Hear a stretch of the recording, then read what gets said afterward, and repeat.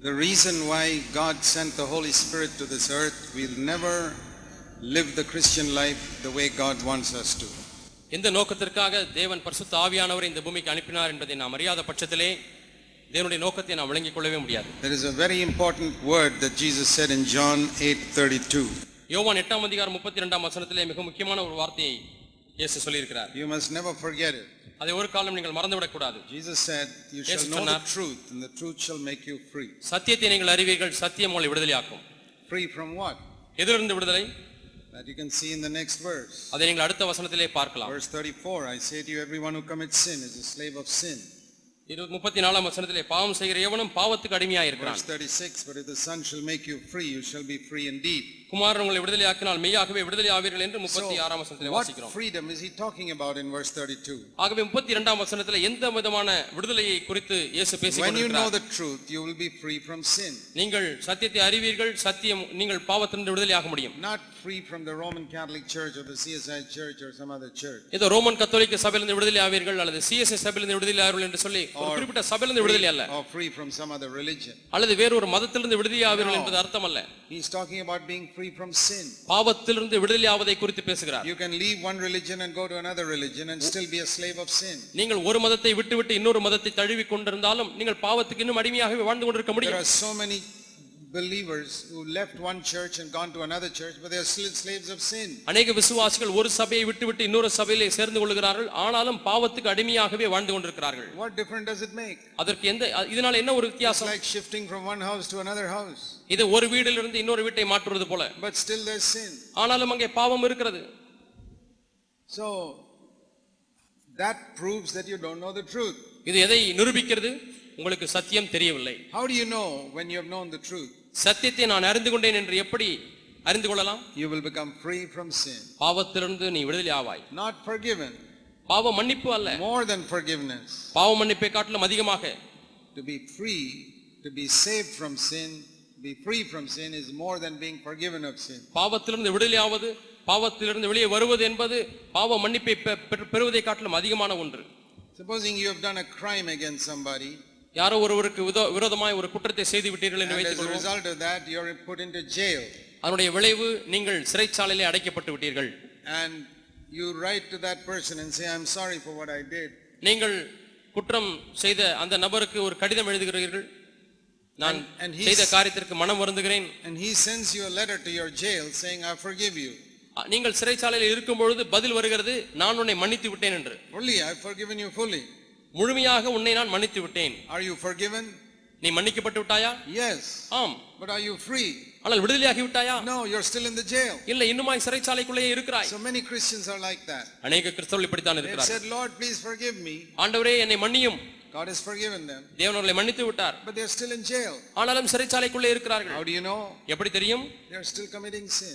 இன்னும் பாவம் செய்து கொண்டே இருக்கிறார்கள். When you know the truth, சத்தியத்தை நீ அறிந்து கொள்ளும் பொழுது, truth will open the prison doors and make you free. சத்தியம் என்பது சிறைச்சாலை கதவுகளை திறந்து உன்னை விடுதலையாக்கும். I showed you the meaning of the name Jesus in Matthew 1:21. மத்தேயு 1:21 வரக்கூடிய இயேசு என்ற பெயருக்குள்ள அர்த்தத்தை உங்களுக்கு சொன்னேன். Every time you use the name Jesus, remember that. ஒவ்வொரு முறையும் நீ இயேசு என்ற பெயரை பயன்படுத்தும் பொழுது இதை ஞாபகத்தில் வைத்துக்கொள். Pray in the name of Jesus. இயேசுவின் நாமத்தினாலே ஜெபித்தாலும் சரி, you cast out a demon in the name of Jesus. இயேசுவின் நாமத்தினாலே பிசாசை விரட்டினாலும் சரி, it's the name of one who came to save us from our sins. நம்முடைய பாவங்களிலிருந்து நம்மை விடுதலையாக்க வந்தவருடைய பெயர்தான் அது. That's why when you lead a person to Jesus, you must tell him, I'm leading you to someone who wants to save you from your sin. ஆகவே தான் ஒரு நபரை கிறிஸ்துவண்டை வழிநடத்தும் பொழுது, நான் உன்னை பாவத்திலிருந்து விடுதலையாக்க கூடிய ஒரு நபரிடத்திலே உன்னை வழிநடத்துகிறேன் என்று சொல்ல வேண்டும். Supposing I am witnessing to a non-Christian. ஒரு கிறிஸ்தவர் அல்லாத ஒருவரிடத்திலே நான் சாட்சி சொல்லுகிறேன், giving him the gospel. அவருக்கு சுவிசேஷத்தை சொல்லுகிறேன். And I tell him, don't you know you're a sinner? நீ பாவி என்று உனக்கு தெரியாதா என்று கேட்கிறேன். And he says, yes, I am a sinner. ஆம், நான் ஒரு பாவி என்று சொல்கிறார். You know that Jesus died for your sins. உன்னுடைய பாவங்களுக்காக இயேசு மரித்தார் என்று நம்புகிறாயா? He says, explain that to me. எனக்கு தெரியவில்லை, விளக்கி சொல்லுங்கள். You tell him how Jesus came to earth, was born of a virgin. இயேசு எப்படி ஒரு கன்னி மரியாளிடத்திலே பிறந்தார் என்றெல்லாம் சொல்லுகிறீர்கள். Died on the cross for your sin and my sin. உன்னுடைய பாவத்துக்காகவும் என்னுடைய பாவத்துக்காகவும் கல்வாரி சிலுவையிலே மரித்தார். Rose up from the dead. மரித்தோரிலிருந்து உயிரோடு எழும்பினார். He is living today, you can pray to him. அவர் இன்றைக்கும் ஜீவனோடு இருக்கிறார், அவரை நோக்கி நீ ஜெபிக்கலாம். And he says, yes, I'll believe that. சரி, நான் நம்புகிறேன் என்று சொல்கிறார். I'm ready to pray. நான் ஜெபிப்பதற்கு ஆயத்தமாக இருக்கிறேன். But he says, before I pray, ஜெபிப்பதற்கு முன்பதாக Yes, I want to ask you a question. ஒரு கேள்வியை கேட்க விரும்புகிறேன். I always fight with my wife. நான் எப்பொழுதுமே என்னுடைய மனைவியோடு கூட சண்டை போட்டுக் கொண்டே இருக்கிறேன். Will this Jesus of yours deliver me from fighting with my wife? என்னுடைய மனைவியோடு கூட நான் சண்டை போட்டுக் கொண்டிருக்கிறேனே, இந்த வாழ்க்கையிலிருந்து உன்னுடைய இயேசு விடுதலையாக்குவாரா என்று கேட்கிறான். And he says, I have another problem. எனக்கு இன்னொரு பிரச்சனை இருக்கிறது. All types of dirty thoughts in my mind. என்னுடைய மனதிலே எல்லா விதமான கெட்ட சிந்தனைகள் வந்து கொண்டே இருக்கிறது. Will your Jesus deliver me from these dirty thoughts? உன்னுடைய இயேசு என்னுடைய அசுத்த சிந்தையிலிருந்து விடுதலையாக்குவாரா? What do you say? நீங்கள் என்ன சொல்வீர்கள்? No, Jesus can't deliver you from dirty thoughts. That you will keep on having. இயேசு உன்னை அசுத்த சிந்தையிலிருந்து விடுதலையாக்க மாட்டார். உனக்கு அசுத்த சிந்தனை வந்து கொண்டே தான் He இருக்கும். won't save you from fighting with your wife. You will keep on fighting with your wife. மனைவியோடு கூட சண்டை போடுவதிலிருந்து விடுதலை செய்ய மாட்டார். நீ மனைவியோடு கூட சண்டை போட்டுக் கொண்டே தான் இருக்க வேண்டும். He says, can this Jesus save me from lusting with my eyes? இந்த இயேசு என்னுடைய கண்களில் இச்சினாலே பார்க்கிறேனே, அதிலிருந்து விடுதலை தருவாரா? He said, no. This Jesus can't save you from all that. இந்த இயேசு அதிலிருந்து எல்லாம் உன்னை விடுதலையாக்க But he முடியாது. forgive you from sin. பாவத்திலிருந்து பாவங்களிலிருந்து மன்னிப்பார். He will say, அவன் என்ன சொல்வான்? I don't want this Jesus. இந்த இயேசு எனக்கு வேண்டாம். I want somebody who will save me from all these sins. எனக்கு இந்த இயேசு வேண்டாம், நீயே வைத்துக்கொள். எனக்கு என்னுடைய பாவத்திலிருந்து விடுதலையாக்கக்கூடிய ஒரு நபர் வேண்டும். And if you say yes, Jesus can save you. ஆம், இயேசு உன்னை ரட்சிப்பார் என்று சொல்லும் பொழுது he will ask you, tell me, has he saved you first of all? அந்த மனிதன் கேட்பான், உன்னை பார்த்து, நீ முதலாவது இவைகளிலிருந்து விடுதலை பெற்றிருக்கிறாயா? This is a non-Christian to whom you are giving the gospel. இப்பொழுது நீ சுவிசேஷத்தை சொல்லிக் கொண்டிருக்கிற நபர் ஒரு கிறிஸ்தவர் அல்லாதவர். You say yes, Jesus can save you. ஆம், இயேசு உன்னை ரட்சிப்பார் என்று Then he சொல்லுகிறீர்கள். says, before you tell me he can save me, tell me, has he saved you? என்னை ரட்சிப்பார் என்று சொல்லுகிறாயே, அதற்கு முன்பாக உன்னை ரட்சித்திருக்கிறாரா? Has he saved you from the dirty thoughts? அசுத்த சிந்தையிலிருந்து நீ Has விடுதலையாகி he இருக்கிறாயா? saved you from lusting with your eyes? கண்களிலே Has இச்சிப்பது he இயேசு saved உன்னை you from விடுதலையாக்கி fighting இருக்கிறாரா? with your husband or wife? புருஷனோடு மனைவியோடு சண்டை போடுவது இயேசு உன்னை விடுதலையாக்கி இருக்கிறாரா? If he has not done that, அவர் அதை செய்ய முடியவில்லை you என்றால், please keep this Jesus to yourself and don't tell me about him. இந்த இயேசு உன்னோடு கூட வைத்துக்கொள், எனக்கு அவரை பற்றி சொல்ல வேண்டாம். I don't want this type of Jesus. இப்படிப்பட்ட இயேசு எனக்கு வேண்டாம். And he will be absolutely right. அவர் சொல்லுகிறது முற்றிலும் சரிதான். Because that's not the Jesus in the Bible. ஏனென்றால் அப்படிப்பட்ட இயேசு வேதாகமத்தில் இல்லை. The Jesus in the Bible, his name is, he came to save his people from all their sins. வேதத்திலே இருக்கக்கூடிய இயேசு ஜனங்களுடைய சகல பாவங்களையும் நீக்கி அவர்களை விடுதலையாக்குகிறவர். You see how we are preaching about 1% of the gospel. எப்படி நாம் சுவிசேஷத்தின் 1% மட்டும் பிரசங்கிக்கிறோம் பார்த்தீர்களா? That is cheating. அது ஏமாற்று வேலை. That is cheating. அது ஏமாற்று வேலை. Supposing you are a postman. நீங்கள் ஒரு போஸ்ட்மேன் என்று வைத்துக் கொள்வோம். And you are taking a money order from the post office to give to somebody. Post ஆபீஸ்ல வந்திருக்கிற மணி ஆர்டர்களை நீங்கள் விநியோகம் செய்வதற்காக எடுத்துக்கொண்டு வருகிறீர்கள். Money order is for 1000 rupees. அந்த மணி ஆர்டர்ல 1000 ரூபாய் என்று எழுதப்பட்டிருக்கிறது. ஒருவர் அனுப்பி இருக்கிறார். You go to that man's house. நீங்கள் அந்த மனிதனுடைய வீட்டுக்கு போகிறீர்கள். You have changed that 1000 rupees in the money order to 10 rupees. நீங்கள் அந்த 1000 ரூபாயில இருக்கக்கூடிய 2 சைபரை அப்படியே வைட்னர் போட்டு அழைத்து விட்டு 10 ரூபாய் என்று கொண்டு போகிறீர்கள். You give him, here is your money order, 10 rupees, give me your signature. பாருங்கள், உங்களுக்கு யாரோ 10 ரூபாய் அனுப்பி இருக்கிறார்கள், கையெழுத்து போட்டு எனக்கு இந்த ரசீதை கொடுங்கள் என்று கேட்கிறீர்கள். What are you? நீங்கள் யார்? You're a thief. நீ ஒரு கள்ளன். I'm sure you won't do that as a, கண்டிப்பாக நீங்கள் யாரும் அப்படி செய்ய மாட்டீர்கள் என்பது எனக்கு தெரியும். because the post office will catch you and put you in jail.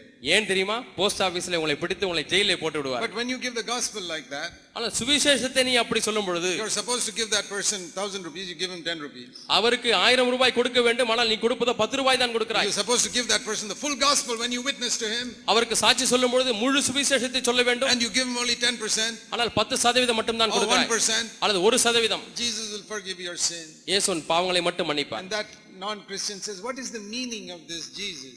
அந்த கிறிஸ்தவர் அல்லாதவர் கேட்கிறார், இயேசு என்ற பெயருக்கு என்ன அர்த்தம்? Oh, it says here that he will save you from your sin. இங்கே உன்னுடைய பாவங்களை நீக்கி உன்னை விடுதலையாக்குவார் என்று போடப்பட்டிருக்கிறது. Will he save me? என்னை விடுவிப்பாரா? No, he can't save you. இல்லை, உன்னை விடுவிக்க மாட்டார். See, we are cheating people. நாம் ஜனங்களை ஏமாற்றுகிறோம். Most Christians, when they witness, they are like that cheating mailman giving 1% and telling him, here is your money. அநேக கிறிஸ்தவர்கள் இயேசுவை பற்றி சொல்லும் பொழுது எப்படி இருக்கிறார்கள் தெரியுமா? அந்த போஸ்ட்மேனை போல 1000 ரூபாய்க்கு பதிலாக 10 ரூபாய் கொடுக்கக்கூடியவர்களை போலவே இருக்கிறார்கள், ஏமாற்றுகிறார்கள். I also did that in my early days because I was stupid and foolish like other Christians. மற்ற கிறிஸ்தவர்களைப் போல நானும் புத்தியீனனாய் புத்தியில்லாதவனாய் இருந்தபடியினாலே நானும் அப்படி என்னுடைய ஆரம்ப காலத்தில் செய்து கொண்டிருந்தேன். When God showed me the truth, ஆனால் தேவன் எனக்கு சத்தியத்தை விளங்க காட்டின பொழுது, நான் விடுதலையான பொழுது, then I could tell people the full gospel. நான் இப்பொழுது ஜனங்களை முழு சுவிசேஷத்தை சொல்ல முடிகிறது. And many people think full gospel is that you speak in tongues. அநேகர் முழு பூரண சுவிசேஷம் என்று சொன்னால் அந்நிய பாஷை பேசுவதை எண்ணுகிறார்கள். I speak in tongues. I thank God for that. நான் அந்நிய பாஷை பேசுகிறேன், ஆகவே தேவனுக்கு நன்றி செலுத்துகிறேன். I say like Paul, I speak in tongues more than all of you. நான் பவுலை போல சொல்ல முடியும், உங்கள் எல்லாரை காட்டிலும் நான் அதிகமாக அந்நிய பாஷை பேசுகிறேன். But ஆனால் The Holy Spirit also controls my mother tongue. பரிசுத்த ஆவியானவர் என்னுடைய தாய் பாஷையும் அவர் கட்டுப்படுத்துகிறார். If the Holy Spirit cannot control your mother tongue, you must have got some other spirit. உங்களுக்கு பரிசுத்த ஆவியானவர் நீங்கள் பேசுகிற தாய் பாஷையிலே உங்களுக்கு கட்டுப்பாட்டை கொடுக்கவில்லை என்று சொன்னால் நீங்கள் பெற்றது வேறு ஒரு ஆவிதான். Any spirit can give you other tongues.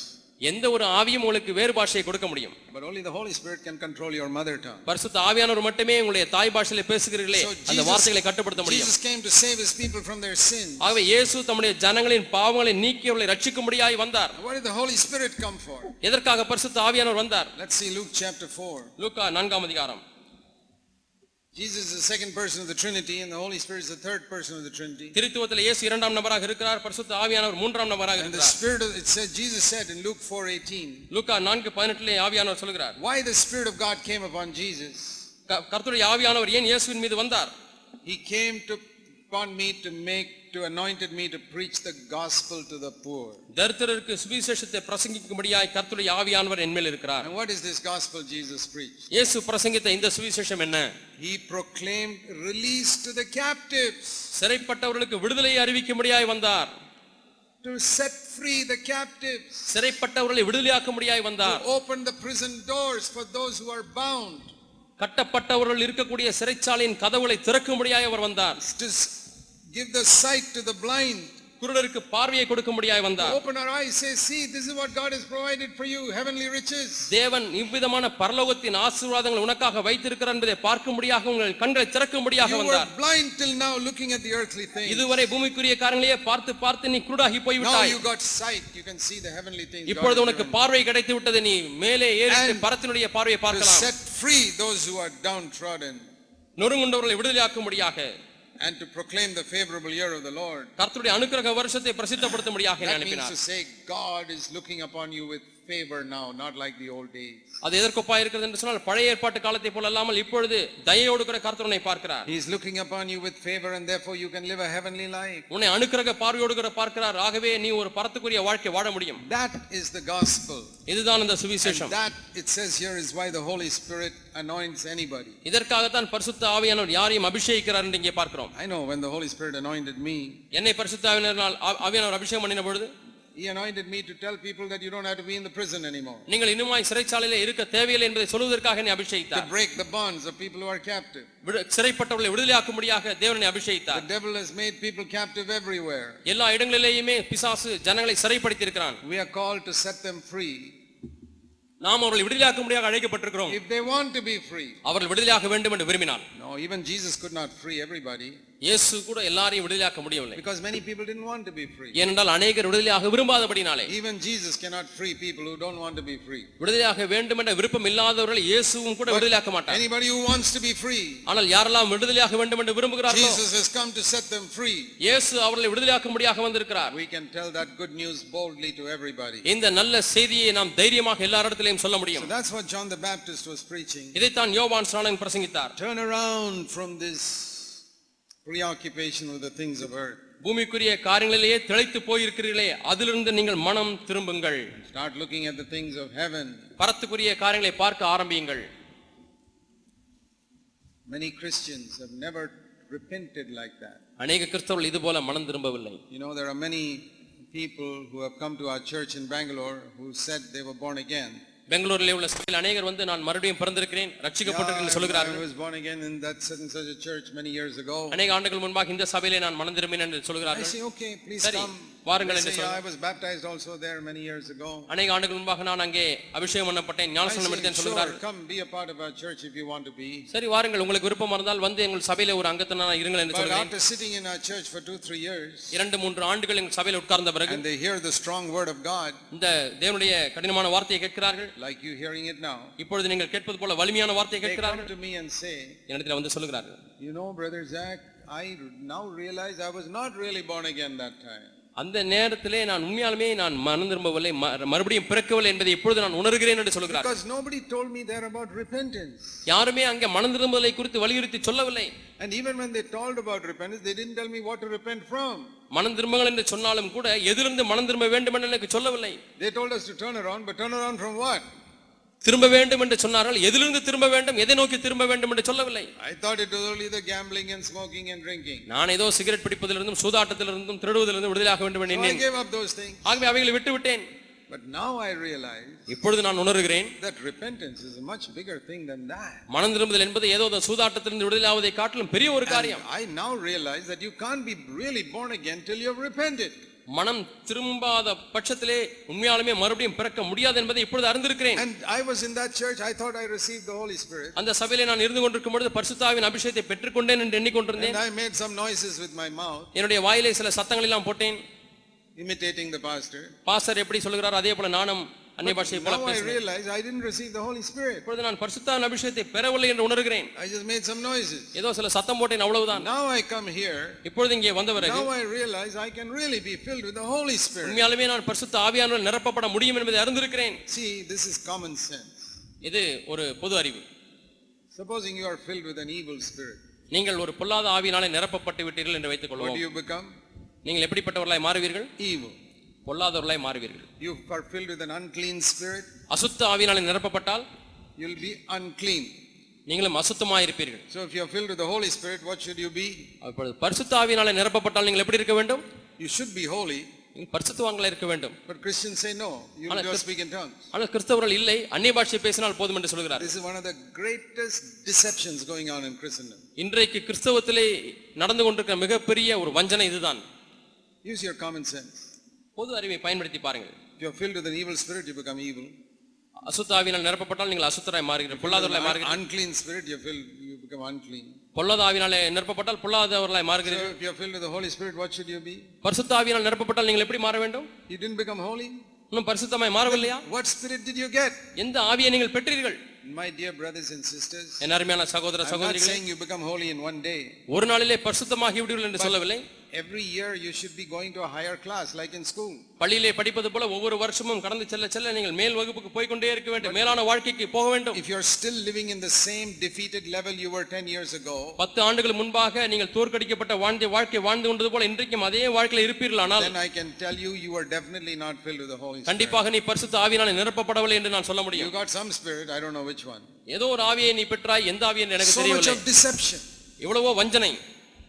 What did we read here? The Spirit of God came to set people free. இங்கே நாம் என்ன வாசிக்கிறோம்? கர்த்தருடைய ஆவியானவர் வந்து ஜனங்களை விடுதலையாக்குகிறார். I remember when I was a young Christian, நான் ஒரு வாலிப கிறிஸ்தவனா இருக்கும் and பொழுது I saw all these different churches. நான் பலவிதமான சபைகளை எல்லாம் And பார்த்தேன். I read different books, they all saying this is the truth, this is the truth. Everybody say we have got the truth. இதுதான் மெய்யான சத்தியம், இதுதான் மெய்யான சத்தியம், எங்களுக்கு தான் சத்தியம் என்று சொல்லக்கூடிய அநேகர் எழுதின புத்தகங்களை எல்லாம் வாசித்தேன். You go to any church today, இன்றைக்கு எந்த ஒரு சபைக்கு they வேண்டுமானாலும் will போங்கள், say we have got the truth. நாங்கள் தான் சத்தியத்தை பெற்றுக்கிறோம் என்று சொல்வார். 1000 churches will all hold the same Bible and say we have got the truth. 1000 சபைகளுக்கு போனாலும் இதே வேதத்தை வைத்துக்கொண்டு நாங்கள் பிரசங்கிக்கிறது தான் சத்தியம் என்று சொல்வார்கள். And you come to CFCக்கு வாருங்கள், we hold the same Bible and say we have got the truth. நாங்களும் இதே வேதத்தை வைத்துக்கொண்டு எங்களுக்கு தான் சத்தியம் இருக்கிறது என்று சொல்கிறோம். How to know which of these 1000 churches has really got the truth? அப்பா இவ்வளவு குழப்பமா இருக்கிறது, எந்த சபைக்கு தான் உண்மையான சத்தியம் இருக்கிறது? One simple test. ஒரே ஒரு சிறு சோதனை. You shall know the truth and the truth shall set you free. அந்த பரிசோதனை என்ன தெரியுமா? சத்தியத்தை அறிவீர்கள், சத்தியம் உங்களை விடுதலையாக்கும். In which church do you become free from sin? எந்த சபையிலே இருக்கும் பொழுது நீங்கள் பாவத்திலிருந்து விடுதலையாகிறீர்கள்? That church has got the truth. அந்த சபையிலே சத்தியம் So இருக்கிறது. I won't say I've got the truth. அவன் என்னிடத்துல தான் சத்தியம் இருக்கிறது I நான் சொல்ல tell மாட்டேன். people, நான் ஜனங்களிடத்தை பார்த்து சொல்லுவேன், find a church where you will be set free from sin. நீங்கள் பாவத்திலிருந்து எப்படி விடுதலையாக முடியுமோ அந்த சபைக்கு செல்லுங்கள். Don't go and sit in a church where you're sitting inside the prison and saying you're free. சபையிலே உட்கார்ந்து கொண்டு சிறைச்சாலைக்குள்ளே இருந்து கொண்டு நான் விடுதலையாகி விட்டேன் என்று சொல்லக்கூடிய சபையில் இருக்க வேண்டாம். With the chains on your hand. கையிலே சங்கிலி போட்டு கட்டப்பட்டவர்களா இருக்க வேண்டாம். You know, it's very easy to find out whether we are slaves or free. நாம் அடிமைப்பட்டிருக்கிறோமா விடுதலையாகி இருக்கிறோமா என்பதை கண்டுபிடிப்பது எளிது. Romans 6 is a wonderful chapter. ரோமர் 6ஆம் அதிகாரம் அற்புதமான ஒரு அதிகாரம். See, one of the first marks of the heavenly life. பரலோக வாழ்க்கைக்கு உள்ள முதல் அடையாளம். I told you, Jesus said, some of you standing here will not die till you see the kingdom of God come. இங்கே நிற்கிறவர்களே சிலர் மரணமடையும் முன் தேவனுடைய ராஜ்யத்தை காண்பீர்கள் என்று சொல்லி இயேசு சொன்னதை நான் உங்களுக்கு சொன்னேன். Power. அந்த தேவனுடைய ராஜ்யம் பலத்தோடு வருகிறதை காண்பீர்கள். That power came with the Holy Spirit. அந்த பலனானது பரிசுத்த ஆவியானவர் மூலமாக And வந்தது. some of them standing there got that power. அங்கே நிற்கிறவர்களே ஒரு சிலர் அந்த வல்லமையை பெற்றுக்கொண்டார்கள். Because some of them were in that 120 waiting on the day of Pentecost. அதிலே இருந்தவர்களிலே ஒரு சிலர் அந்த பெந்தெகோஸ்தே நாளிலே காத்துக் கொண்டிருந்த 120 பேரிலே ஒரு சிலராய் இருந்தார்கள். The Holy Spirit had never come into anybody's heart in all from the time of Adam. ஆதாமின் காலத்திலிருந்து யாருடைய உள்ளத்திலேயுமே பரிசுத்த ஆவியானவர் வர முடியாது இருந்தது. He came near people and helped them from the outside. ஆவியானவர் ஜனங்களுக்கு அருகாமையிலே வந்து வெளிப்பிரகாரமாக அவர்களுக்கு உதவி செய்தார். He came and helped Gideon to fight against the Midianites. Gideon மீதியானரோடு கூட யுத்தம் பண்ணுவதற்கு ஆவியானவர் பக்கத்தில் இருந்து உதவி செய்தார். He came outside Samson, gave him muscles and power to kill lions. சிம்சோனுக்கு வெளியே ஆவியானவர் வந்து அவனுக்கு தசையிலே வல்லமையை கொடுத்து பலனை கொடுத்து சிங்கத்தை கொல்ல முடியாத பலனை கொடுத்தார். But he could not come inside Samson to fight against Delilah. தெலீலாளுக்கு இச்சைக்கிற அந்த அதற்கு விரோதமாய் போராடுவதற்கு ஆவியானவனுக்குள்ளாக வர முடியாது இருந்தது. Samson could kill a lion, but a woman killed him. Samson ஒரு சிங்கத்தை கொன்றான், சிம்சோனை ஒரு பெண் கொன்று விட்டாள். So who is stronger? யார் வலிமையானவளா? Lion or a woman? சிங்கம் வலிமையானதா, ஸ்திரீ வலிமையானவளா? You read in Samson's life, you'll know the answer. சிம்சோனுடைய வாழ்க்கையை நீங்கள் வாசித்து பார்த்தீர்கள் என்று சொன்னால் அதற்கு பதிலை நீங்கள் கண்டுபிடித்து விடலாம். That's why you got to be careful. ஆகவே தான் நாம் கவனமுள்ளவர்களாக இருக்க There வேண்டும். was another lion inside Samson's heart. சிம்சோனுடைய உள்ளத்திலே வேறொரு சிங்கம் இருந்தது. It's the same lion in your heart. உங்களுடைய உள்ளத்திலே அதே சிங்கம் இருக்கிறது. It's called the lion of lust. இச்சை என்கிற சிங்கம். That tore Samson to pieces. அந்த சிங்கம் சிம்சோனை கிழித்து விட்டது. He could tear these external lions to pieces. வெளிப்பிரகாரமுள்ள சிங்கத்தை இவன் துண்டு துண்டாக கிழித்து விட்டான். But the internal lion tore Samson to pieces. அந்த உள்ளே இருக்கக்கூடிய அந்த இச்சை என்கிற சிங்கமானது சிம்சோனை துண்டு துண்டாக கிழித்து விட்டது. And see what a judgment God gave him. தேவன் எவ்விதமான நியாய தீர்ப்பை அவனுக்கு கொடுத்தார் என்று You பாருங்கள். lust with your eyes after Delilah. தெலீலாளின் பின்னாக போய் இச்சிக்கிறாயா? Okay, the Philistines will come and blind your eyes. You'll never lust again now. பிலிஸ்தியர்கள் வந்து உன்னுடைய கண்களை குருடாக்கி போடுவார்கள், மீண்டுமாய் உன்னாலே இச்சிக்க முடியாது. He never lusted with his eyes after that. Samson கண்கள் குருடாக்கப்பட்ட பிறகு அவன் இச்சிக்கவே இல்லை கண்களிலே. But he could not have the inner change. ஆனால் உள்ளே உள்ள மாற்றத்தை அவன் பெற முடியவில்லை. Even when his eyes were blinded, the lust was still in his heart. அவனுடைய கண்கள் குருடாக்கப்பட்ட பிறகும் கூட இருதயத்தில் இன்னும் இச்சை இருந்து கொண்டே You இருந்தது. think blind people don't lust in their heart? குருடர்கள் உள்ளத்திலே இச்சிப்பதில்லை என்று எண்ணுகிறீர்களா? No, they lust in their heart. உள்ளத்திலே இச்சிக்கிறார்கள். It's only when the Holy Spirit comes inside that he sets us free from it. பரிசுத்த ஆவியானவர் உள்ளே வரும்பொழுது மட்டுமே நம்மை விடுதலையாக்குகிறார். See, the Holy Spirit came upon David to kill Goliath. பரிசுத்த ஆவியானவர் தாவீதின் மீது இறங்கினார், தாவீது கோலியாத்தை கொன்றான். But there was something stronger. There was another giant inside David's heart called lust. ஆனால் தாவீதுக்குள்ளாக இச்சை என்று சொல்லக்கூடிய இன்னொரு கோலியாத் இருந்தான். When he saw Bathsheba, பெத்ஷிபாளை பார்க்கும் பொழுது this giant with one stone he killed David. இந்த உள்ளே இருந்த இந்த ராட்சதன் ஒரு கல்லிலே தாவீதை கொன்று விட்டான். See how the inner giant is always much stronger. பார்த்தீர்களா, உள்ளே இருக்கக்கூடிய ராட்சதன் வெளியே காணப்படுகிற ராட்சதனை காட்டிலும் வலிமையானவனா இருக்கிறான். You can be a great preacher and bless thousands of people. நீ பெரிய பிரசங்கியராய் இருந்து ஆயிரக்கணக்கான மக்களை ஆசீர்வதிக்கலாம். But this inner giant will kill you with one stone. ஆனால் உள்ளே இருக்கக்கூடிய அந்த ராட்சதன் ஒரு கல்லிலே உங்களை தட்டி வீழ்த்தி விடுவான். All that changed on the day of Pentecost. இவைகள் எல்லாம் பெந்தெகோஸ்தே நாளிலே மாறிவிட்டது. See, Samson and David did not have the Holy Spirit inside. சிம்சோனுக்கும் தாவீதுக்கும் பரிசுத்த ஆவியானவர் உள்ளே இல்லை. Jesus was the first person who walked on this earth with the Holy Spirit inside. பரிசுத்த ஆவியானவர் உள்ளே கொண்டு வாழ்ந்த முதல் நபர் இயேசு கிறிஸ்து. That's why he could be the first person with the life of heaven on this earth. ஆகவே தான் பூமியிலே பரத்துக்குரிய வாழ்க்கை வாழ்ந்த முதல் நபர் இயேசுவாக இருந்தார். He didn't kill external lions like Samson. சிம்சோனை போல வெளியே உள்ள சிங்கங்கள் எல்லாம் இயேசு கொல்லவில்லை. He did not become rich like Solomon. சாலமோனை போல ஐஸ்வரியவனாய் மாறவில்லை. He didn't kill Goliaths like David. தாவீது கொன்றது போல கோலியாத்துகளை இயேசு கொல்லவில்லை. He didn't split Red Seas like Moses. மோசேயை போல செங்கடலை இரண்டாக பிளக்கவில்லை. He did not pull down walls like Joshua. யோசுவாவை போல எரிகோவின் மதில்கள் எல்லாம் தகர்க்கவில்லை இயேசு. But inside, ஆனால் உள்ளே every giant was killed. ஒவ்வொரு ராட்சதனும் இயேசு கிறிஸ்துக்குள்ள கொல்லப்பட்டான். No sin could rule in Jesus. எந்த ஒரு பாவமும் இயேசு கிறிஸ்துவை ஆளுகை செய்யவில்லை. Every giant that came was killed. அங்கே வந்த ஒவ்வொரு ராட்சதனும் கொல்லப்பட்டு கீழே தள்ளப்பட்டான். And now he says to us, இப்பொழுது நம்மை பார்த்து சொல்லுகிறார், I'm going to give you the same power. அதே வல்லமை உனக்கு தர போகிறேன். Power of the kingdom of heaven. பரலோக ராஜ்யத்தினுடைய பலன். What power is that? அது என்ன வல்லமை? In heaven nobody speaks in tongues. பரலோகத்தில் யாருமே அந்நிய பாஷை பேசுவதில்லை. You know that? உங்களுக்கு தெரியுமா? It is another power. அங்கே வேறொரு Another type of power. வேறொரு விதமான வல்லமை. In heaven there are no lions to be killed. பரலோகத்திலே கொல்லப்படுவதற்கு சிங்கங்கள் இருக்கிறதா? இல்லை. There are no Goliaths. பரலோகத்திலே கோலியாத்துகள் இல்லை. There are no Red Seas there to be parted. பரலோகத்திலே பிரிக்கப்படுவதற்கு செங்கடல்கள் இல்லை. There are no Jericho's walls to be pulled down. அங்கே தகர்க்கப்படுவதற்கு எரிகோவின் மதில்கள் இல்லை. What is the power of heaven? பின்னர் பரலோகத்தின் பலன் எதற்காக? Power of heaven is the power of purity. பரலோகத்தினுடைய பலன் பரிசுத்தத்தின் பலன். Such purity that the angels cover their faces because they can't look at the purity of God. எந்த அளவுக்கு பரிசுத்தம் என்று சொன்னால் தேவதூதர்களே காணக்கூடாதபடிக்கு தங்களுடைய முகங்களை மறைத்துக் கொள்ளக்கூடிய அளவுக்கு உள்ள பரிசுத்தம். Read that in Isaiah 6. அது ஏசாயா 6ஆம் அதிகாரத்திலே வாசிக்கிறோம். Such love that heaven is flooded with love. இந்த அன்பினாலே வெள்ளம் போல பரலோகம் நிரம்பி இருக்கிறது. இந்த அன்பினாலே Everywhere you see in heaven. பரலோகத்தில் எங்கு பார்த்தாலும் அன்பு. You know, it's like when the floods covered the earth in Noah's time. நோவாவின் காலத்திலே வெள்ளம் இந்த பூமியை நிரப்பினது போல You couldn't even see the mountains. மலைகளை கூட பார்க்க முடியாத அளவுக்கு வெள்ளம் அதிகமாகிவிட்டது. All water, water, water, water everywhere. No mountain, no tree, nothing. எங்கு பார்த்தாலும் தண்ணீர் தான். மரங்களும் தெரியவில்லை, மலைகளும் தெரியவில்லை. Heaven is like that, flooded with love. பரலோகம் அப்படித்தான் இருக்கும். அன்பின் வெள்ளத்தாலே நிரம்பிய ஒரு இடம். Everywhere you look, it's love. எங்கு பார்த்தாலும் அன்புதான். That is heaven. அதான் பரலோகம். And when the Holy Spirit comes into our heart, பரிசுத்த ஆவியானவர் நம்முடைய உள்ளத்திலே வரும்பொழுது every part of the heart is flooded with the love of God. உள்ளத்தின் ஒவ்வொரு பகுதியும் தேவனுடைய அன்பினாலே நிரப்பப்படுகிறது. And it's flooded with humility. தாழ்மையினாலே வெள்ளம் போல அங்கே தாழ்மை You நிரப்புகிறது. know, in heaven everybody is a servant. பரலோகத்திலே ஒவ்வொருவரும் பணிவிடைக்காரர்கள் தான். Jesus came to earth and he became a servant. இயேசு இந்த பூமிக்கு ஒரு அடிமையை போல வந்தார். Even though he was a king, அவர் ஒரு ராஜாவாக இருந்த போதிலும் கூட he was a servant king.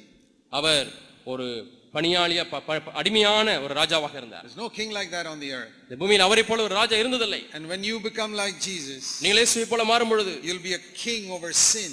நீங்கள் பாவத்தின் மேல் ராஜாவாய் But இருப்பீர்கள். you'll be a servant of other people. ஆனாலும் அதே சமயத்திலே மற்றவர்களுக்கு பணிவிடைக்காரனாய் இருப்பீர்கள். God is like that. தேவன் அப்படிதான் இருக்கிறார். And you can have that only if the Spirit of heaven comes and fills your life.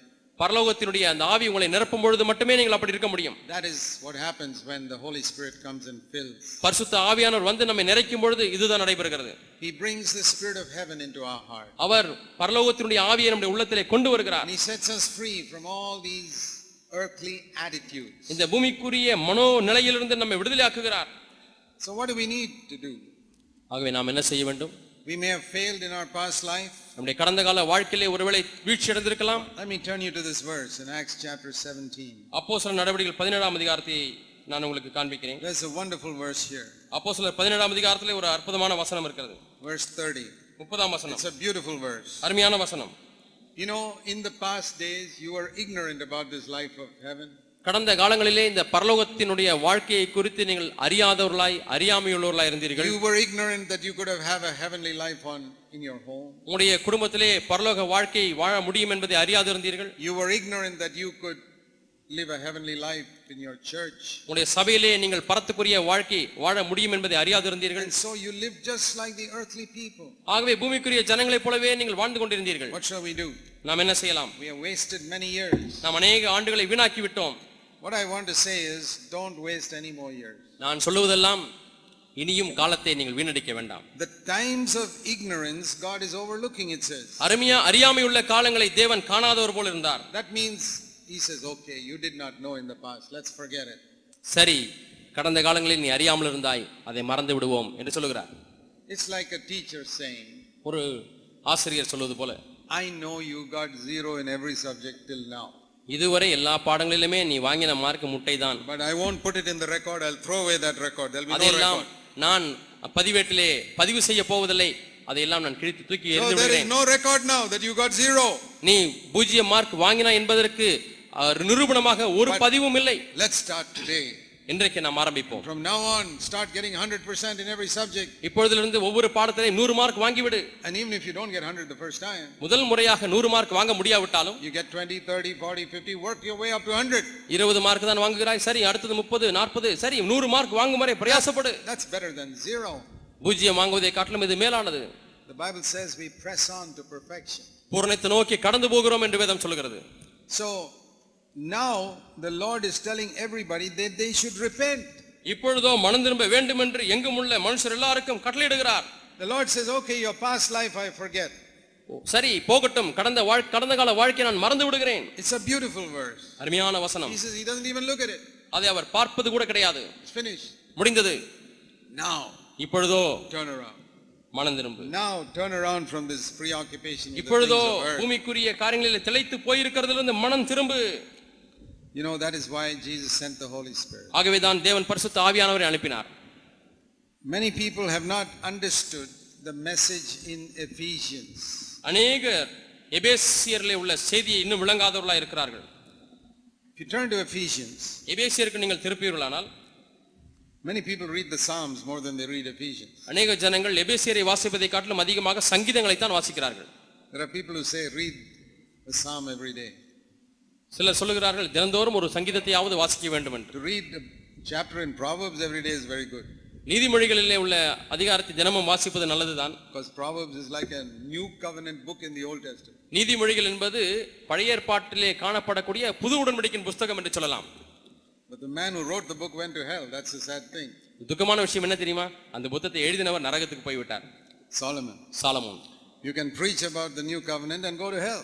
நீங்களும் புது உடன்படிக்கையை குறித்து பிரசங்கித்து விட்டு நரகத்துக்கு போக முடியும். We got to live the new covenant. நாம் புது உடன்படிக்கையை வாழ வேண்டும். Solomon did not live what he wrote in Proverbs. நீதிமொழிகளில் எழுதப்பட்ட காரியங்களின் அடிப்படையில் சாலமன் வாழவில்லை. God doesn't see what wonderful books you can write. நீ எவ்வளவு அற்புதமான புத்தகங்களை எல்லாம் எழுத முடியும் என்பதை தேவன் பார்ப்பதில்லை. What wonderful messages you can preach. நீ எவ்விதமான அற்புதமான செய்திகளை எல்லாம் பிரசங்கிக்கிறாய் என்பதை தேவன் பார்ப்பதில்லை. God sees the type of life you live. எப்படிப்பட்ட வாழ்க்கை நீ வாழுகிறாய் என்பதை தேவன் பார்க்கிறார். How you live at home. குடும்பத்தில் எப்படி வாழுகிறாய்? How you live in your office. அலுவலகத்தில் எப்படி வாழுகிறாய்? That is what he is seeing. அதைத்தான் அவர் பார்க்கிறார். It doesn't matter if you don't write a book and don't preach a sermon. ஒரு பிரசங்கத்தை கூட பிரசங்கிக்காவிட்டாலும் பரவாயில்லை, ஒரு புத்தகத்தை கூட எழுதாவிட்டாலும் பரவாயில்லை. The new covenant is all about life. புது உடன்படிக்கை எல்லாம் வாழ்க்கையை பற்றி தான். So it's better to read Ephesians than to read Psalms. ஆகவே சங்கீதத்தை வாசிப்பதை காட்டிலும் எபேசியரை வாசிப்பது எவ்வளவோ நல்லது. I'll tell you why. ஏன் என்று நான் உங்களுக்கு சொல்கிறேன். If you read the Psalms, சங்கீதத்தை நீங்கள் வாசித்தால் many of the Psalms are like this. அநேக சங்கீதங்கள் இப்படி தான் இருக்கிறது. Oh Lord, kill my enemies. ஆண்டவரே என்னுடைய சத்துருக்களை சிதறடியும் கொல்லும். Don't spare one of them. அவர்களை ஒருவரையும் விட்டு விடாதேயும். Deliver me from all my enemies. என்னுடைய எல்லா சத்துருக்களையும் நீங்களாக்கி ரட்சியும். And when you read that, what are you thinking about? இதெல்லாம் வாசிக்கும் பொழுது நீங்கள் என்ன நினைத்துக் கொண்டிருக்கிறீர்கள்? You are thinking about your mother-in-law who is troubling you. அப்பா மாமியார் உங்களுக்கு தொந்தரவு கொடுக்கிற மாமியாரை குறித்து எண்ணிக்கொண்டே அதை வாசிக்கிறீர்கள். And you are thinking about your neighbor who is causing you trouble. பக்கத்து வீட்டுக்காரர் உங்களுக்கு தொந்தரவு கொடுக்கிறாரே அந்த சத்துருவை எண்ணிக்கொண்டிருக்கிறீர்கள். Or your brother or brother-in-law who cheated you of the property. உங்களுடைய அண்ணனோ மச்சானோ அவரை குறித்து எண்ணிக்கொண்டிருக்கிறீர்கள். Or some court case that's going on. அல்லது ஏதோ வழக்கு மன்றத்திலே வழக்கு இருக்கிறது. Those are not your enemies. அவர்கள் எல்லாரும் உங்களுடைய சத்துருக்கள் அல்ல. Your enemy is the devil. உங்களுடைய சத்துரு பிசாசு. Your enemy is the lust in your flesh. உங்களுடைய சத்துரு உங்களுடைய மாம்சத்திலே காணப்படக்கூடிய இச்சை. When you read the Psalms, சங்கீதங்களை நீங்கள் வாசிக்கும் பொழுது say, Lord, finish my enemies. ஆண்டவரே என் சத்துருக்களை இதோடு முடித்து விடும். Don't think of your mother-in-law. மாமியாரை குறித்து என்ன வேண்டாம். Think of your own lusts. சொந்த இச்சையை குறித்து எண்ணி பாருங்கள். Think of the devil. பிசாசு எண்ணி பாருங்கள். Lord, don't let the devil get into my life. ஆண்டவரே பிசாசினுடைய வாழ்க்கைக்குள்ளே வந்து விட வேண்டாம். Finish these lusts in my life. ஆண்டவரே என்னுடைய வாழ்க்கையில உள்ள இச்சை இதோடு முடித்து விடும். I read the Psalms. நானும் சங்கீதங்களை வாசிக்கிறேன். When I read the enemies, I don't think of earthly enemies. நான் சங்கீதங்களிலே வாசிக்கும் பொழுது சத்துருவை குறித்து வாசிக்கும் பொழுது என்னுடைய பூமிக்குரிய சத்துருக்கள் என்று எண்ணுவதில்லை. Why? ஏன்? Because I am not an Israelite. I am a Christian. நான் ஒரு இஸ்ரவேலன் அல்ல, நான் ஒரு கிறிஸ்தவன். And Christians don't have earthly enemies. கிறிஸ்தவர்களுக்கு பூமிக்குரிய சத்துருக்களே இல்லை. They've got spiritual enemies. அவர்களுக்கு ஆவிக்குரிய சத்துருக்கள் தான் இருக்கிறார்கள். You read the Psalms like that, it is very good. அப்படி நீங்கள் கண்ணோட்டத்தோடு கூட சங்கீதத்தை வாசித்தால் நல்லது. Particularly a psalm like this, I'll read something to you. குறிப்பாக இப்படிப்பட்ட சங்கீதம் நான் உங்களுக்கு வாசிக்கிறேன். Have you read this psalm? இந்த சங்கீதத்தை வாசித்திருக்கிறீர்களா?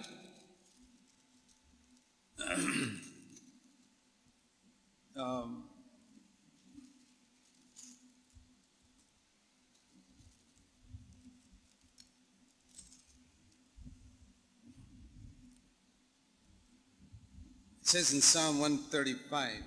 சங்கீதம் 135. There's an expression here in the last verse. கடைசி வசனத்திலே ஒரு வாக்கியம் இருக்கிறது. I will clothe his enemies with shame.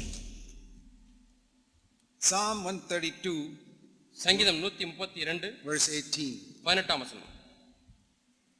அவன் சத்துருக்களுக்கு வெட்கத்தை உடுத்துவேன். What are you thinking of? இப்போது நீங்கள் என்ன நினைத்துக் கொண்டிருக்கிறீர்கள்? Some human enemy? மனுஷ சத்துரு எண்ணிக்கொண்டிருக்கிறீர்களா? My lust, God is going to clothe them with shame, is going to defeat them. என்னுடைய இச்சை அந்த சத்துருவை வெட்கத்தாலே மூடுவார். What about the small sins in our life? நம்முடைய வாழ்க்கையிலே காணப்படுகிற சிறு சிறு பாவங்கள் என்ன? Not big sins, small, really little sins. பெரிய பெரிய பாவங்கள் இல்ல, காணப்படுகிற சிறு சிறு பாவங்கள் என்ன? Sometimes you speak one rude word to your wife or to a brother. சில சமயத்திலே மனைவியிடத்திலோ அல்லது ஒரு சகோதரனிடத்திலோ காரசாரமாக ஒரு வார்த்தையை பேசி விடுகிறீர்கள். You don't get angry. கோபமெல்லாம் படவில்லை. You say one word to hurt the other person. மற்றவரை புண்படுத்துவதற்காக ஒரு வார்த்தையை சொல்லி விடுகிறீர்கள். Just one word. ஒரே ஒரு வார்த்தை தான். Those are little sins. அவையெல்லாம் சிறு சிறு பாவங்கள். There's a word about them also. அதை குறித்து ஒரு வசனம் இருக்கிறது. Psalm 137 சங்கீதம் 137 verse 9. 9ஆம் வசனம். How blessed will be the one who takes all your little ones and dashes them against the rock. உன் குழந்தைகளை பிடித்து கல்லின் மேல் மோதி அடிக்கிறவன் பாக்கியவான். Who are these little children? இந்த சிறு குழந்தைகள் யார்? Are you thinking of some enemies little children to die, get cancer or something like that? உங்களுக்கு பிடிக்காதவருடைய பிள்ளைகள் எப்படியாவது கேன்சர் வந்து சாகட்டும் என்று எண்ணிக்கொண்டிருக்கிறீர்களா? You know what these are? இவங்க என்ன தெரியுமா? These are that one or two rude words sometimes you speak to somebody. நீங்கள் யாரிடத்திலாவது பேசக்கூடிய கடினமான ஒன்று இரண்டு வார்த்தைகள். Little ones. சிறு குழந்தைகள். சிறியவைகள். Take it and hit its head against a rock. அதை எடுத்து கல்லின் மேல் மோதி அடிக்க வேண்டும். Okay, now you know how to read the Psalms from today onwards. இன்றிலிருந்து சங்கீதத்தை எப்படி நீங்கள் வாசிக்க வேண்டும் என்று அறிந்து கொண்டீர்கள். That is the way you must read it. எப்படி தான் நீங்கள் வாசிக்க வேண்டும். Now better than that is to read Ephesians. அதை காட்டிலும் நல்லது எபேசியரை வாசிப்பது.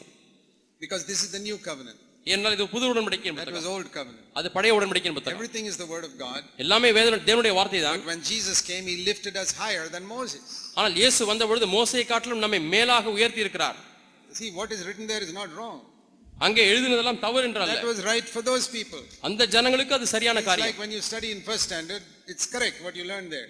1ஆம் வகுப்பு படிக்கும் பொழுது அங்கே படிக்கிறவைகள் சரியானதுதான். When you go to 10th standard, 10ஆம் வகுப்பு போகும் பொழுது you learn something different more than what you learn in first standard. 1ஆம் வகுப்பிலே கற்றுக்கொண்டதை காட்டிலும் வித்தியாசமானவைகளை அதிகமானவைகளை கற்றுக்கொள்கிறீர்கள். If Old Testament was like school, New Testament is like college. ஆகவே பழைய உடன்படிக்கை என்பது பள்ளியை போல இருக்கும் என்று சொன்னால் புது உடன்படிக்கையின் புத்தகங்கள் கல்லூரியை போல. So when you go to college, you don't say everything I learned in school was wrong. நீங்கள் கல்லூரிக்கு போன உடனே பள்ளியிலே கற்றுக்கொண்டதெல்லாம் தவறு என்று சொல்லுவதில்லை. No, you say it was all right, but God has led me higher than that. அவைகளெல்லாம் சரிதான், ஆனால் இப்பொழுது அதை காட்டிலும் மேலான ஒரு வாழ்க்கைக்கு தேவன் என்னை நடத்தி இருக்கிறார். That's how Ephesians is higher than Psalms. இப்படி தான் எபேசிய சங்கீத புத்தகத்தை காட்டிலும் மேலானது.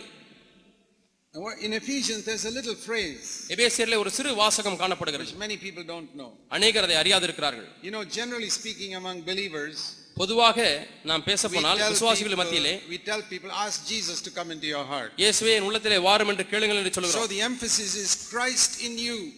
ஆகவே முக்கியத்துவம் என்னவென்றால் உங்களுக்குள்ளாக கிறிஸ்து. And we sing a song also. You ask me how I know he lives within my heart. அவர் எப்படி வாழுகிறார் என்று கேட்கிறீர்களா? அவன் உள்ளத்திலே வாழுகிறார் என்று பாடக்கூடிய பாடல் இருக்கிறது. Most Christians only think of Christ in me. அநேக கிறிஸ்தவர்கள் கிறிஸ்து எனக்குள்ளாக இருக்கிறார் என்பதை மட்டுமே சிந்திக்கிறார்கள். That also they don't think about much. அதையும் கூட அதிகப்படியாக நினைப்பதில்லை. That is the emphasis in Paul's letter to the Colossians. அது கொலோசியருக்கு பவுல் எழுதினார். அந்த நிருபத்தினுடைய முக்கியத்துவம் அதுதான். Christ in you, the hope of glory. கிறிஸ்துவானவர் உங்களுக்குள்ளாக மகிமையின் நம்பிக்கையாக இருப்பதே அந்த ரகசியம். That's Colossians 1. அது கொலோசியர் 1ஆம் அதிகாரம். Man, Christ in you is true. கிறிஸ்து உங்களுக்குள்ளாக இருக்கிறார், உண்மைதான். Ephesians there's another truth. எபேசியரிலே இன்னொரு சத்தியம் இருக்கிறது. It's the other side of the same truth. அதே சத்தியத்தினுடைய மறுபக்கம். Like the two sides of a coin. ஒரு நாணயத்தின் இரண்டு பக்கங்களைப் போல. What is the other side? மற்ற பக்கம் என்ன? You are in Christ. நீங்கள் கிறிஸ்துவுக்குள்ளாக இருக்கிறீர்கள். That is a very important truth. அது மிக முக்கியமான ஒரு சத்தியம். Because before Christ came in you, you were in Christ. கிறிஸ்து உங்களுக்குள்ளாக வருவதற்கு முன்பதாக நீங்கள் கிறிஸ்துவுக்குள்ளாக இருந்தீர்கள். When did Christ come in you? கிறிஸ்து எப்பொழுது உங்களுக்குள்ளாக வந்தார்? In my case, I say about 50 years ago. என்னுடைய காரியத்தை பொறுத்தவரை 50 ஆண்டுகளுக்கு முன்பாக கிறிஸ்து உள்ளத்திலே வந்தார். Maybe last year, maybe 10 years ago. உங்களை பொறுத்த மட்டிலே கடந்த வருஷத்திலேயோ அல்லது 10 ஆண்டுகள் முன்பதாகவோ இருக்கலாம். But when were we in Christ? எப்பொழுது நாம் கிறிஸ்துவுக்குள்ளாக இருந்தோம்? You know when that was? அது எப்பொழுது ஆரம்பித்தது தெரியுமா? Read here in verse 4, chapter 1 verse 4. எபேசியர் 1ஆம் அதிகாரம் 4ஆம் வசனத்திலே வாசிக்கிறோம். When did you come into Christ? நீங்கள் எப்பொழுது கிறிஸ்துவுக்குள்ளாக வந்தீர்கள்? He chose us in Christ before the foundation of the world. உலக தோற்றத்துக்கு முன்னே கிறிஸ்துவுக்குள் நம்மை தெரிந்து கொண்டார். That is before Genesis 1 verse 1. ஆதியாகமம் 1ஆம் அதிகாரம் 1ஆம் வசனத்துக்கு முன்பதாக தெரிந்து கொண்டார். Genesis 1 verse 1 is the foundation of the world. ஆதியாகமம் 1ஆம் அதிகாரம் 1ஆம் வசனம் தான் இந்த பூமி உண்டானதை குறித்து பார்க்கிறோம். உலக தோற்றம். If I were to ask you, நான் உங்களை கேட்கிறேன், is there any verse before Genesis 1 verse 1? எபேசியர் 1ஆம் அதிகாரம் Genesis. ஆதியாகமம் 1ஆம் அதிகாரம் 1ஆம் வசனத்துக்கு முன்பதாக ஏதாவது ஒரு வசனம் இருக்கிறதா என்று நான் உங்களை கேட்டால் What is the answer? என்ன பதில்? Yes. ஆம். Ephesians 1:4. எபேசியர் 1:4. That is before Genesis 1 verse 1. அது ஆதியாகமம் 1:1க்கு முன்பதாக உள்ள வசனம். So when did God know your name? அவே தேவனுக்கு உங்களுடைய பெயர் எப்பொழுது தெரியும்? Before Genesis 1 verse 1. ஆதியாகமம் 1ஆம் அதிகாரம் 1ஆம் வசனத்துக்கு முன்பதாக. That's quite to me it's a wonderful truth. எனக்கு இது ஒரு அற்புதமான சத்தியமாக இருக்கிறது. That before Genesis 1 verse 1. ஆதியாகமம் 1ஆம் அதிகாரம் 1ஆம் வசனத்துக்கு முன்பதாக God knew about Zach Punan. தேவனுக்கு சகரிய புனனை பற்றி தெரியும். You say, "Oh, you're a very proud man to think like that." என்ன இப்படி சொல்றீர்கள்? அவ்வளவு பெருமையுள்ள மனுஷனா நீங்கள் என்று கேட்கலாம். இல்லை இல்லை. I'm not proud. நான் பெருமையா இல்லை. I am nobody. நான் ஒன்றுமில்லை. But I believe the Bible, that's all I'm saying. ஆனா நான் சொல்றதெல்லாம் நான் வேதத்தை நம்புகிறேன், விசுவாசிக்கிறேன், அவ்வளவுதான். My name was written in the book of life before the foundation of the world. உலக தோற்றத்துக்கு முன்பதாகவே என்னுடைய பெயரானது ஜீவ புத்தகத்தில் எழுதப்பட்டு விட்டது. You see Revelation 13. வெளிப்படுத்தின விசேஷம் 13ஆம் அதிகாரம் verse 8. 8ஆம் வசனம்.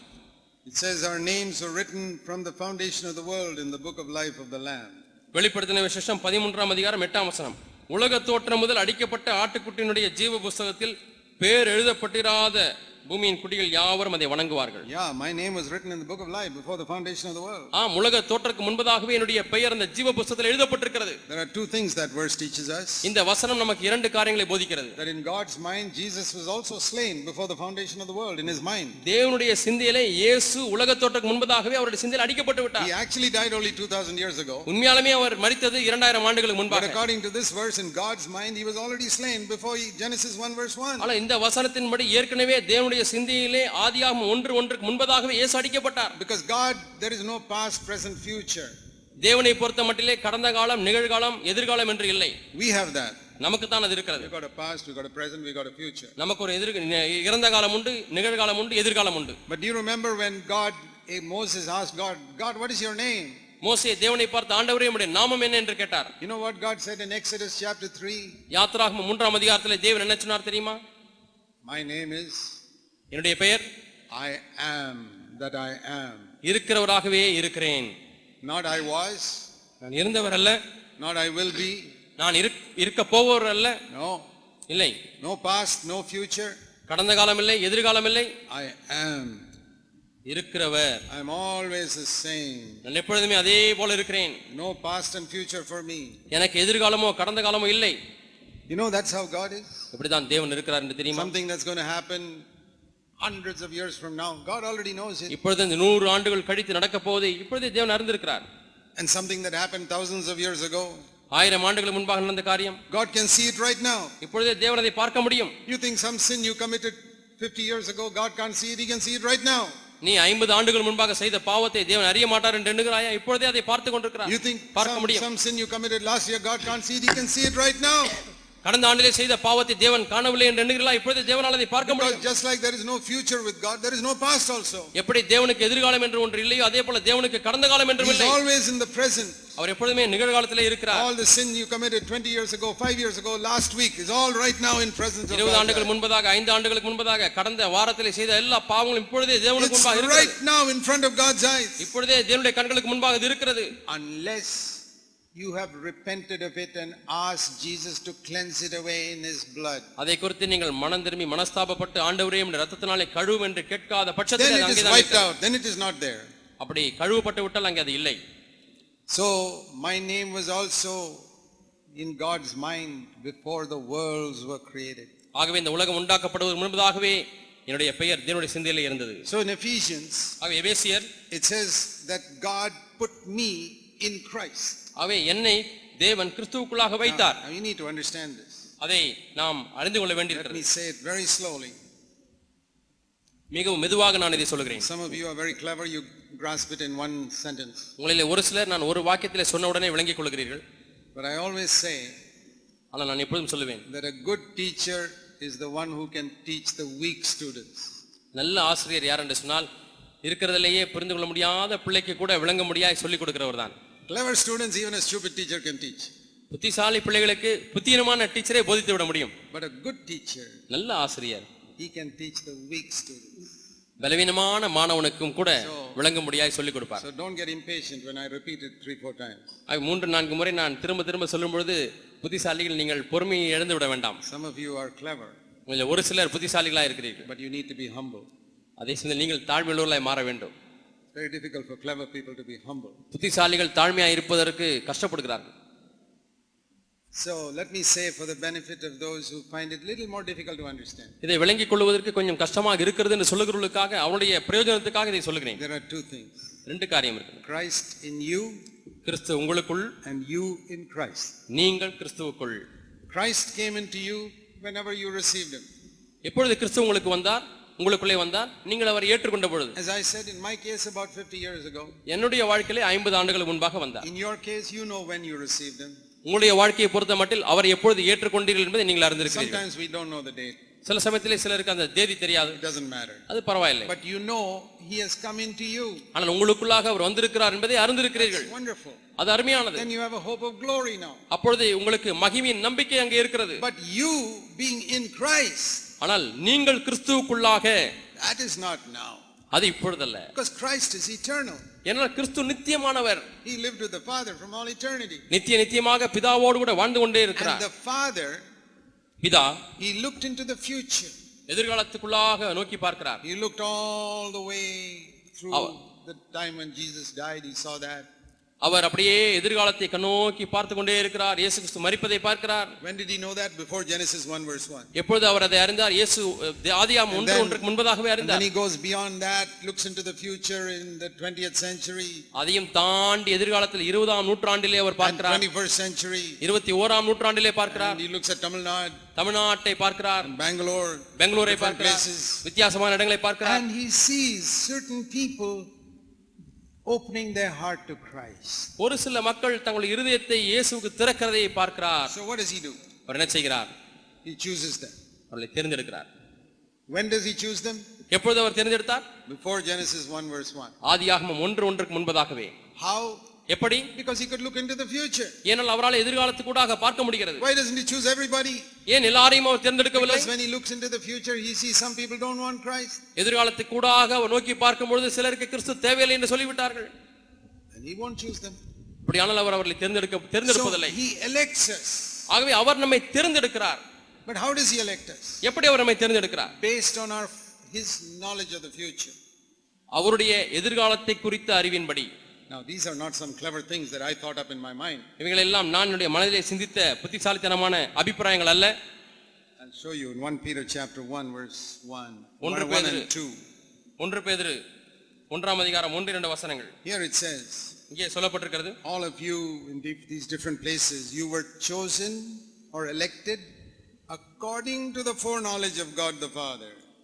இங்கே நாம் பார்க்கிறோம் பேதுரு 1 பேதுரு 1ஆம் அதிகாரம் 2ஆம் வசனத்திலே மேலே சொல்லப்பட்ட இடங்களில் இருக்கிறவர்களை பிதாவாகிய தேவனுடைய முன்னறிவின்படியே உங்களை தெரிந்து கொண்டார். See that? பார்த்தீர்களா? How were you chosen? எப்படி நீங்கள் தெரிந்து கொள்ளப்பட்டீர்கள்? How did he elect you? எப்படி உங்களை தேர்வு செய்தார்? According to his foreknowledge. பிதாவினுடைய முன்னறிவின்படி. He knew millions of years ago that here in Tamil Nadu in 2000 something you will accept him. கோடிக்கணக்கான ஆண்டுகள் முன்பதாகவே தமிழ்நாட்டிலே இங்கே இருக்கிற நீங்கள் அவர் ஏற்றுக்கொள்வீர்கள் என்பதை அவர் அறிந்திருந்தார் முன்னமே. He knew your name. அவர் உங்களுடைய பெயரை அறிந்திருந்தார். He knew what name your parents would give you. உங்களுடைய பெற்றோர் உங்களுக்கு என்ன பெயரை சூட்ட போகிறார்கள் என்பதையும் அவர் அறிந்திருந்தார். He didn't tell your parents what name to give you. உங்களுக்கு என்ன பெயர் வைக்க வேண்டும் என்று உங்களுடைய அப்பாவிடத்தில் சொல்லவில்லை, பெற்றோரிடத்தில் சொல்லவில்லை. He knew what name your parents would give you. ஆனால் உங்களுடைய பெற்றோர் உங்களுக்கு என்ன பெயரை சூட்ட போகிறார்கள் என்பதை அறிந்திருந்தார். He took your name. அந்த பெயரை எடுத்துக்கொண்டார். Because he knew that you would give your life to Christ. உன்னுடைய வாழ்க்கையை கிறிஸ்துவுக்கு ஒப்புக்கொடுப்பாய் என்பதை அவர் அறிந்திருந்தபடினாலே, and he put you in Christ. உன்னை பெயரை தெரிந்தெடுத்து உன்னை கிறிஸ்துவுக்குள்ளாக அப்பொழுதே வைத்து விட்டார். And wrote your name in the book of life. உன்னுடைய பெயரை அந்த ஜீவ புத்தகத்தில் எழுதி விட்டார். எப்பொழுது? Before Genesis 1 verse 1. ஆதியாகமம் 1ஆம் அதிகாரம் 1ஆம் வசனத்துக்கு முன்பதாகவே. Before he made the angels. தூதர்களை சிருஷ்டிப்பதற்கு முன்பதாகவே. I am very thankful for that. அதற்காக நான் நன்றியுள்ளவனாய் இருக்கிறேன். It makes me a very happy man. என்னை சந்தோஷமுள்ள மனிதனாய் மாற்றுகிறது. You ask me when did God know about Zach Poonen? எப்பொழுது தேவன் ஜாக்பனை பற்றி அறிந்திருந்தார்? Before he made the angels. தூதர்களை உண்டாக்குவதற்கு முன்பதாக. Way back before he made the devil. பிசாசுக்கு முன்பதாகவே He knew me. என்னை அறிந்திருந்தார். Because I'm a very important person. நான் மிக முக்கியமான நபர் என்பதை You are அறிந்திருந்தார். also an important person. நீங்களும் முக்கியமான நபர் என்பதை He knew அறிந்திருந்தார். you. அவர் உங்களை அறிந்திருந்தார். But you don't believe that because the devil never allowed you to know the truth. நீ இந்த சத்தியத்தை அறியாமல் இருக்க வேண்டும் என்று சாத்தான் உங்களை அப்படி வைத்தபடினாலே நீங்கள் இதை அறியாது இருக்கிறீர்கள். And you don't know the truth, and so you are so depressed and discouraged and defeated so many times. இந்த சத்தியத்தை அறியாதபடினாலே நீங்கள் அதீரியப்பட்டு சோர்ந்து போய் நம்பிக்கை இழந்து When you know the காணப்படுகிறீர்கள். truth, you'll be free from all that இந்த discouragement. சத்தியத்தை நீங்கள் அறிந்து கொண்டீர்கள் என்று சொன்னால் எல்லா விதமான அதீரியத்திலிருந்து விலகி இருப்பீர்கள். When you know the truth that you are an important person in God's eyes. தேவனுடைய கண்களிலே நீ முக்கியமான நபர் என்பதை நீ அறிந்திருந்தால் நீ அதீரியப்பட மாட்டாய், சோர்வடைய மாட்டாய். You may not be an important person in Tamil Nadu or in your village. தமிழ்நாட்டிலேயோ அல்லது உன்னுடைய சொந்த கிராமத்திலேயோ ஒரு முக்கியமான நபராய் நீ இராமல் இருக்கலாம். May not even be an important person in your family. உன்னுடைய குடும்பத்திலே கூட ஒருவேளை முக்கியமான நபராய் இல்லாமல் இருக்கலாம். Sometimes parents despise one child. சில சமயத்திலே பெற்றோர்கள் ஒரு பையனை மட்டும் அற்பமாய் I have எண்ணுவார்கள். seen that many times. அநேக சமயங்களை பார்த்திருக்கிறேன். Some child is not doing well in studies.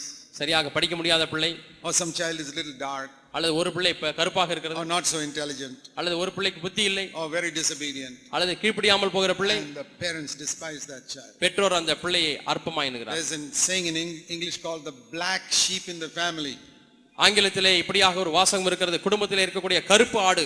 This is all white sheep, this is the black sheep. இவைகள் எல்லாம் வெள்ளை ஆடுகள், இந்த ஒன்று மட்டும் கருப்பு ஆடு. I go to some homes. ஆகவே நான் சில வீடுகளுக்கு போவேன். And the mother will say, அம்மா சொல்லுவார்கள், Brother Zach, please pray for this son of mine. சகோதரர் ஜாக் அவர்களே, இந்த பையனுக்காக கொஞ்சம் ஜெபம் பண்ணுங்க பிரதர். He doesn't listen. எந்த சொன்னாலும் கேட்க He மாட்டேங்கிறான், doesn't do well in his studies. படிக்கவும் மாட்டேங்கிறான்.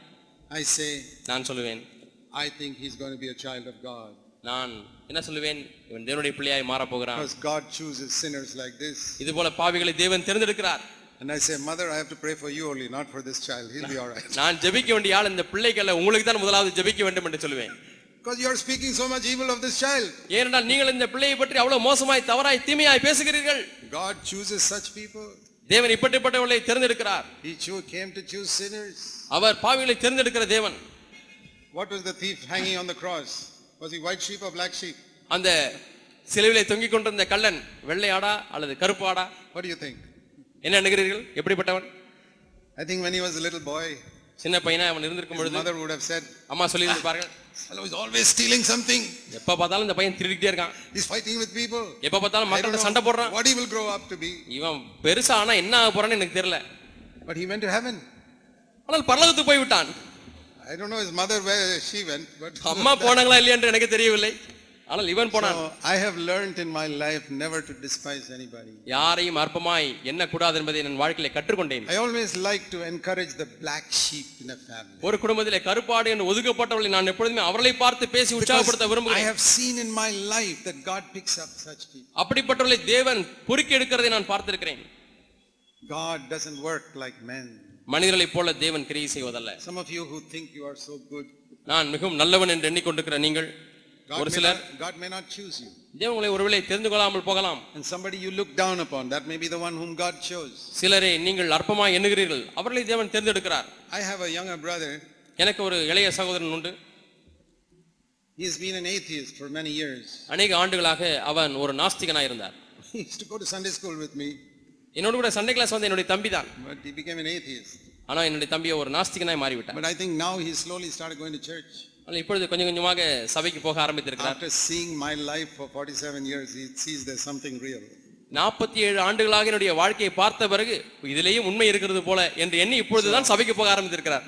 But I told him once, ஒருமுறை நான் அவரை பார்த்து சொன்னேன், you are humanly speaking such a good person. That's why it's difficult for you to be saved.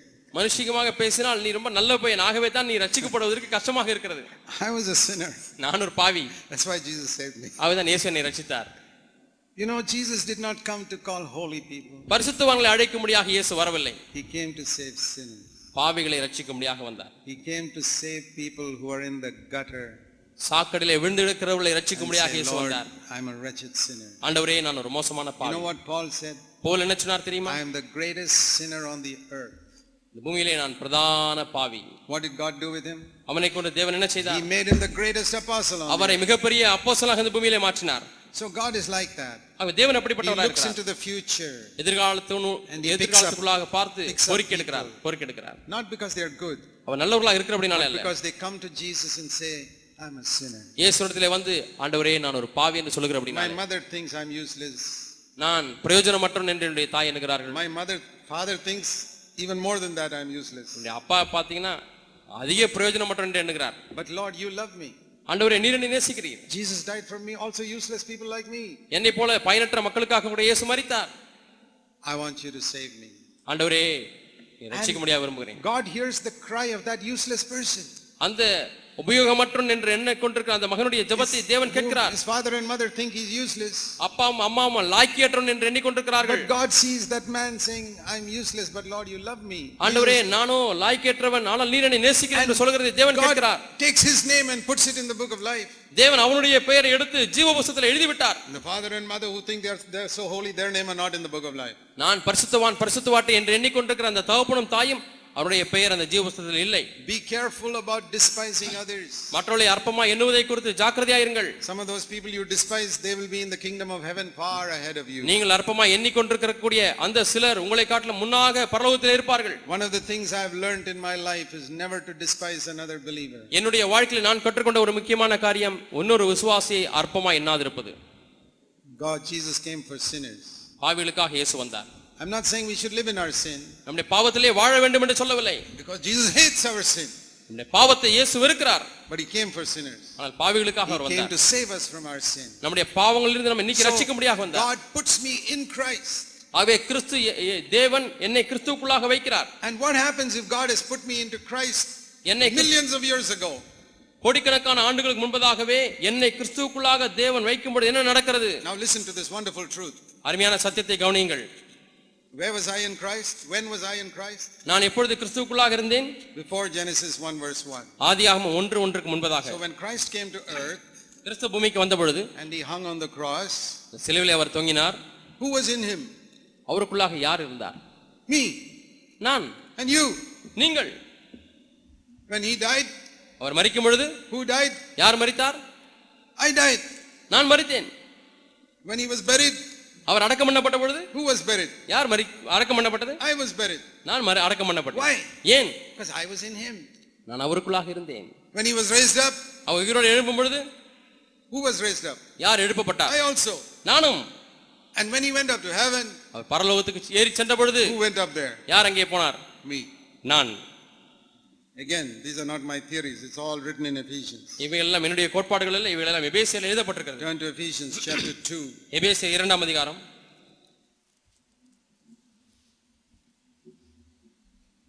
Verse 5. 5ஆம் வசனம். When we were dead in our sins, he made us alive together with Christ. அக்கிரமங்களிலே மரித்தவர்களாய் இருந்த நம்மை கிறிஸ்துவுடனே கூட உயிர்ப்பித்தார். Raised us up with him, verse 6.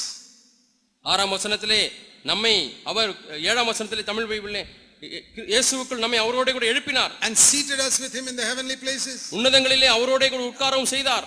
Doesn't say one day after thousands of years he'll make us sit there. ஏதோ 1000 ஆண்டுகள் கழித்து ஏதோ ஒரு நாளில் நம்ம அங்கே உட்கார வைப்பார் என்று சொல்லவில்லை. Now already. ஏற்கனவே. Why? ஏன்? Because I am in Christ. நான் கிறிஸ்துவுக்குள்ளாக இருக்கிறபடினாலே. See Romans 6. ரோமர் 6ஆம் அதிகாரம். Verse 4. 4ஆம் வசனம். We are buried with him through baptism into death. ஞானஸ்நானத்தினாலே அவரோடு கூட அடக்கம் பண்ணப்பட்டோம். Like Christ was raised from the dead, we also might walk in newness of life. நாம் புதிதான ஜீவனுள்ளாய் நடந்து கொள்ளும்படிக்கு நாம் அவரோடு கூட எழுப்பப்பட்டோம். Verse 6. 6ஆம் வசனம். Our old man was crucified with him. நம்முடைய பழைய மனுஷன் அவரோடு கூட சிலுவையில் அறையப்பட்டது என்று அறிந்திருக்கிறோம். You know, this is the wonderful truth. அருமையான ஒரு சத்தியம் வேதம் நமக்கு சொல்லுகிறது. That in Christ we died, we were buried, we rose up.